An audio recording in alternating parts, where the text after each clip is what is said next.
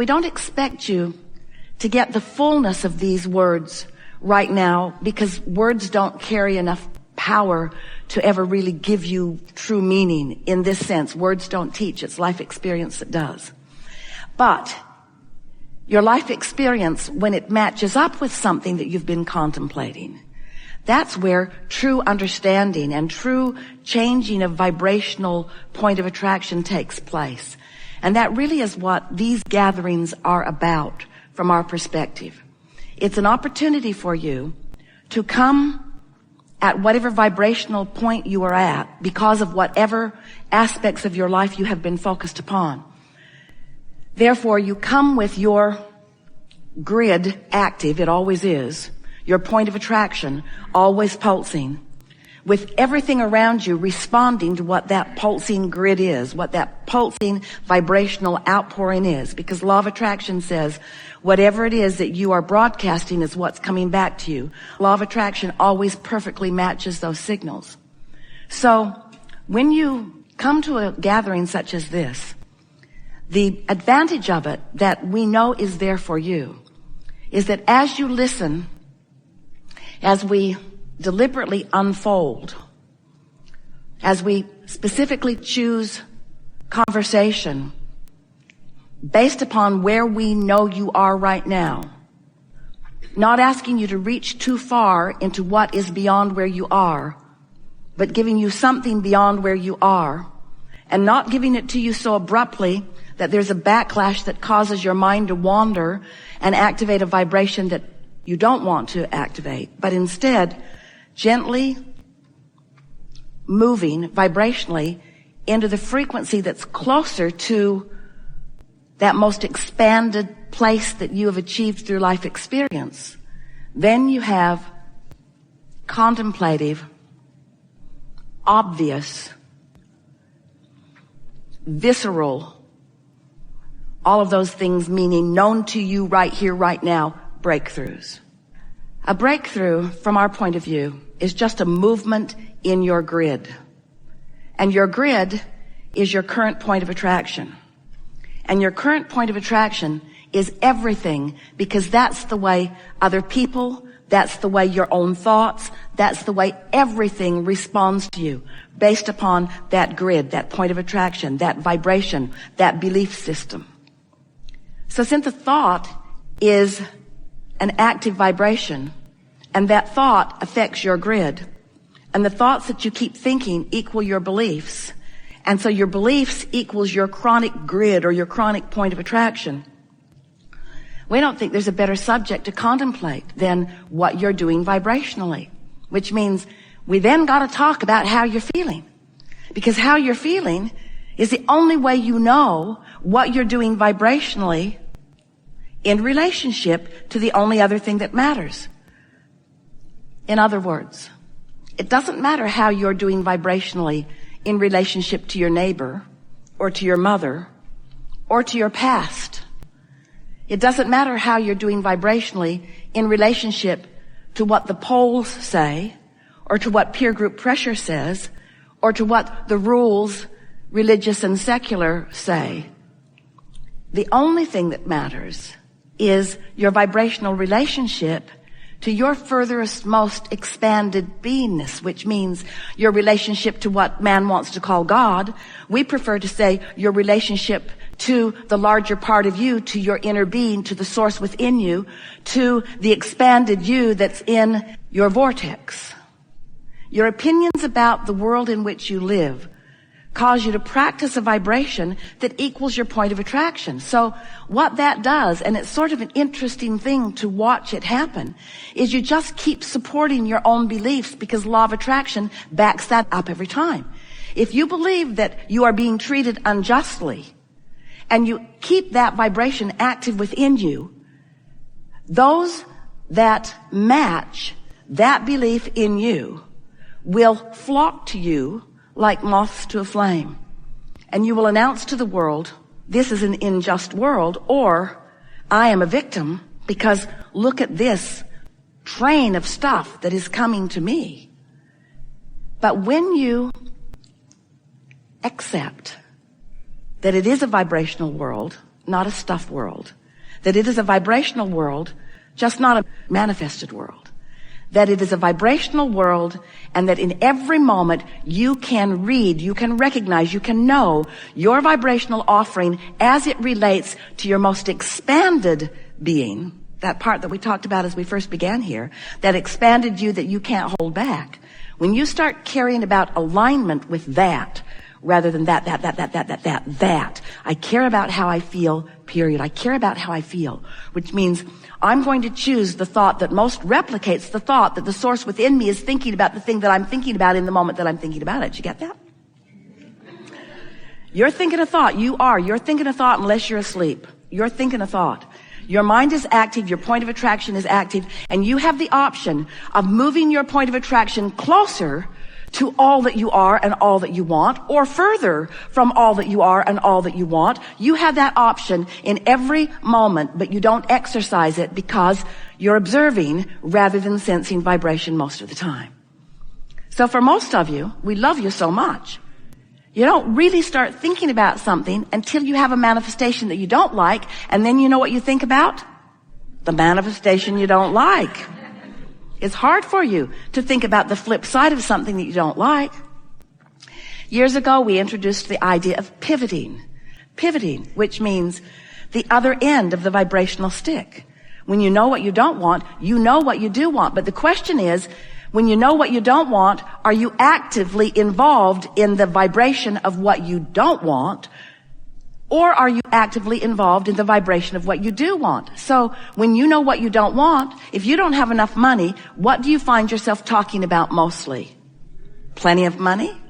Not usually. You could, and it would be just as easy. If you're sick, what do you find yourself talking mostly about? Oh, my head hurts. You're mostly talking about what is. And that really is what we want to stir up a little bit in this conversation that we're having here today. Do you want to talk about what is? If what is great, yes, yes, yes. Lists of positive aspects could not be a more valuable process for you.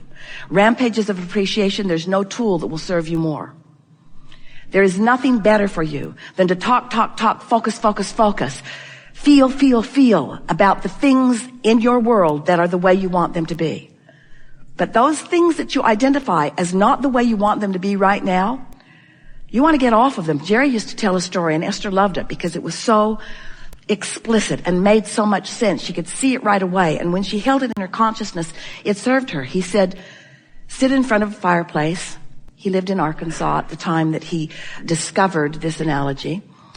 And there's a chinkapin log on the fire. Esther had never known what one of those was. She's still not sure she's ever seen one, but apparently when they are on fire, they pop a lot.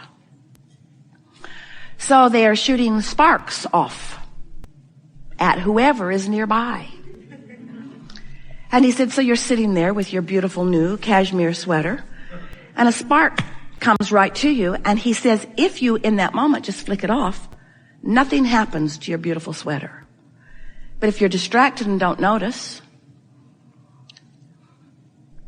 and you allow it to linger, then there is a bigger impact on your sweater. And his analogy is, when the thought first comes, and it's small and insignificant, and you flick it off by choosing another thought, it's simple.